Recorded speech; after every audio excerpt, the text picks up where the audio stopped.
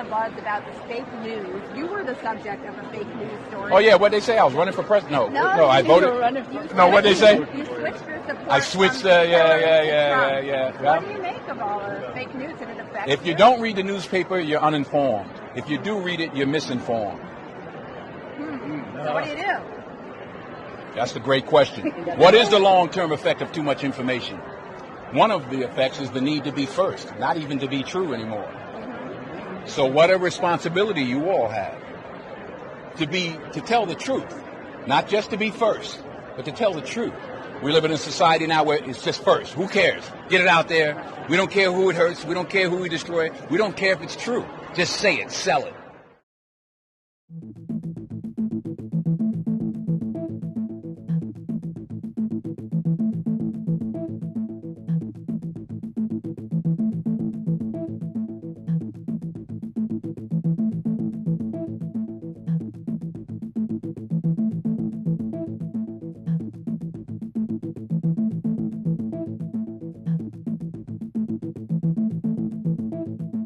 I'm Lisa Ann. I've been in the adult business over 25 years. Lord only knows, I've never understood why Lisa Ann dislikes me so much, or has, sought to cause harm to LA Direct and its staff for at least a decade now, longer I think.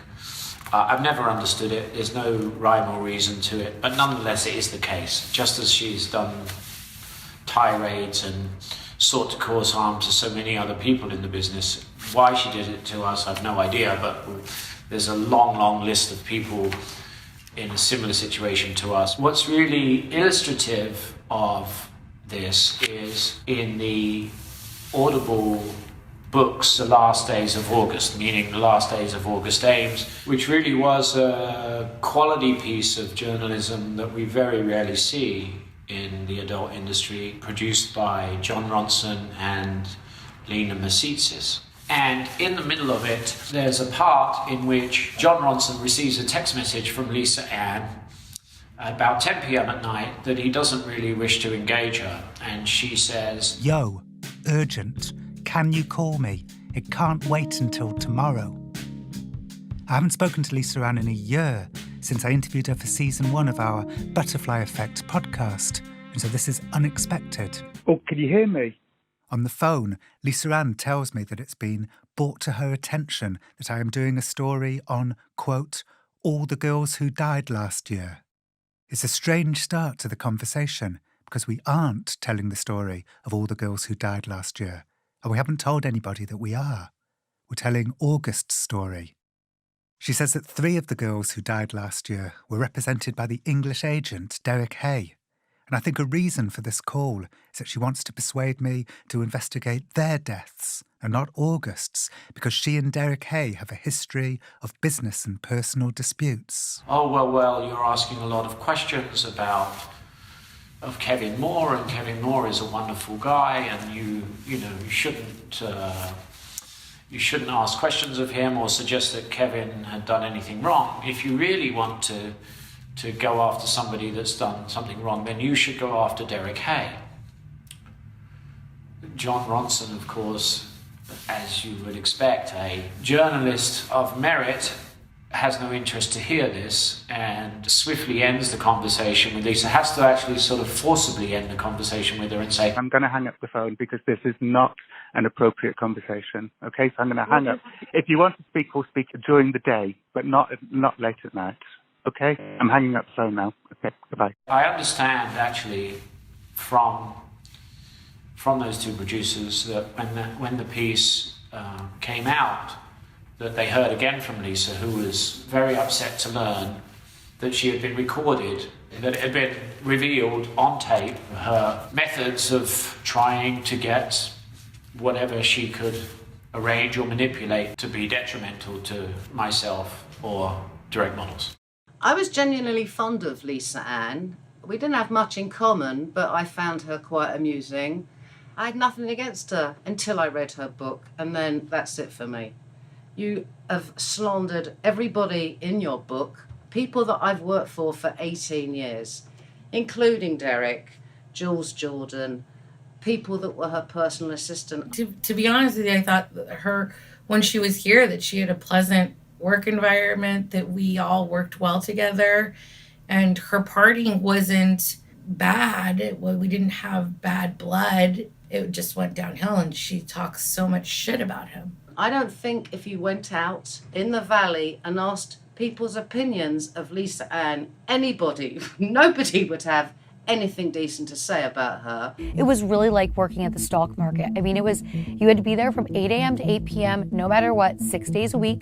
There was no lunch breaks. There was no sick days. There was no holidays. There was no vacations. I mean, at that time, Derek may have been booking 100 scenes a day at his agency. The things that I saw that really got me shocked were things like, at that time, Derek was paying guys to just walk around malls by schools and find 18-year-old girls and walk up to these 18-year-old girls and say, do you want to make $20,000 a month? These girls would get in the car with these guys. Derek would have them lined up at the office, and he'd be interviewing these girls, and he'd pay the guy $500 cash for each girl he brought in. These girls are just looking to get rich quick. They think they're going to be the next Kim Kardashian. Lisa Ann did come and work with us in 2005. I think she stayed with us for about a year. She actually did quite a good job, I have to say.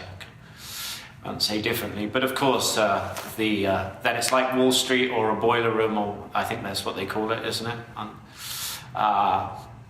6 days a week, 8 a.m. to 8 p.m., no lunch breaks and no holidays and no sick days. Well, I'm sure it'd be easy to disprove that anyway. We do take lunch breaks, yeah. I'm pretty au fait with California labor law. I know if you provide a meal, lunch break needs to be 30 minutes, and if you don't provide a meal, lunch break needs to be an hour. Yeah, we abide by that. And it's only reasonable anyway. I saw Lisa Ann on camera, and I had a chuckle to myself because I was working with her during the time she worked for us. So I'd say 100% of what she claims is falsified, exaggerated, or just not true. Some of it is just complete and utter lies, and some is exaggeration. There was never a time that we booked 100 scenes a day. There may have been in the early part of that decade of the noughties.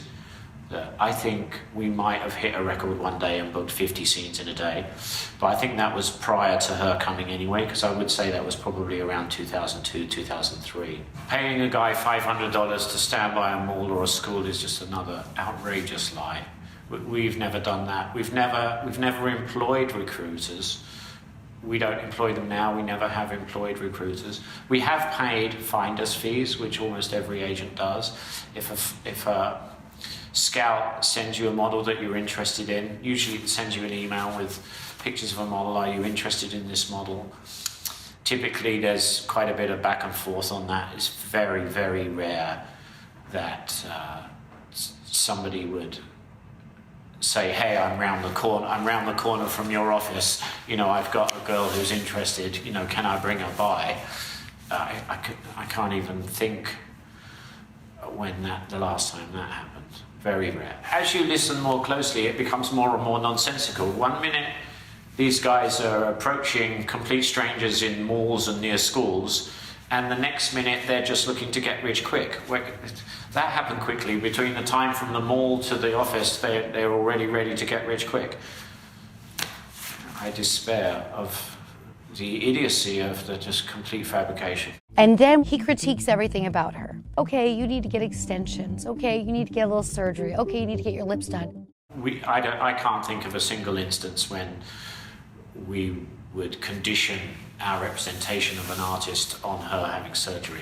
It's certainly true that I might say, we need to improve your hair, or we need to get you a tan, or we need to improve your nails, or your skin. In Hadley's case, she talked about that we took her to get her hair done and paid for her hair. We did. She had very poor hair. I arranged for her to go to a local salon I know close to me, not one I use myself, but a very good one, and they did a terrific job for her, and we paid the bill. And just as Hadley said, she's quite right. She had a skin condition, and we also know a very, very good dermatologist that's provided great service to our models over 20 years nearly, and we referred her to him, and he treated her successfully. We paid that bill too. Derek said Lisa can't have them saving money.